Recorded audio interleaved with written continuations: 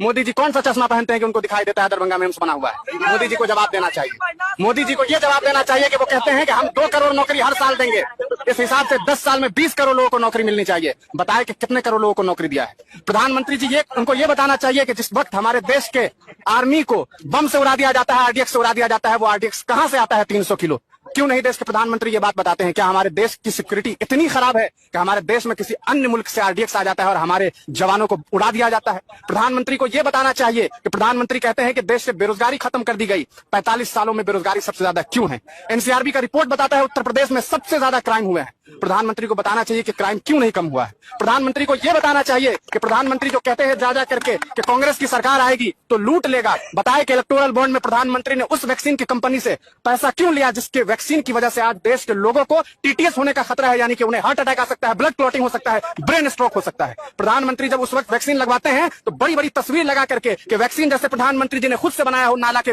पानी से निकाल लिया हो और उसी के गैस से वैक्सीन तैयार कर लिया हो। प्रधानमंत्री को यह बताना चाहिए। प्रधानमंत्री को यह बताने की जरूरत नहीं है कि इस देश में, इस बिहार में जो है यहाँ के शहजादे जो तेजस्वी यादव को वो टारगेट करते हैं, वो कहते हैं कि तेजस्वी यादव चाहते हैं कि यहाँ की जो सेना है उसमें कौन हिंदू है कौन मुसलमान है। कब कहा तेजस्वी यादव ने कि कौन हिंदू है और कितने मुसलमान को मिला है? ये बताना चाहिए ना। प्रधानमंत्री जी को यह बताना चाहिए जब वो यहाँ आते हैं और कहते हैं कि बिहार में इस फलाना जगह एयरपोर्ट बन गया और वहां एयरपोर्ट का कोई अता पता नहीं है।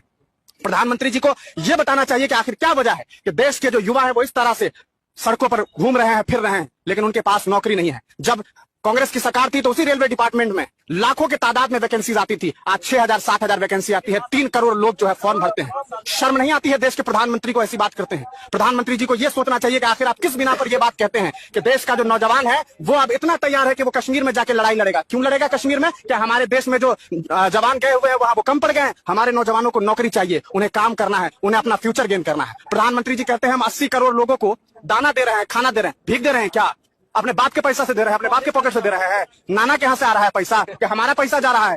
3 रुपया का पार्ले जी बिस्किट खरीदते हैं, उसमें भी हम एक परसेंटेज देते हैं सेंट्रल गवर्नमेंट को।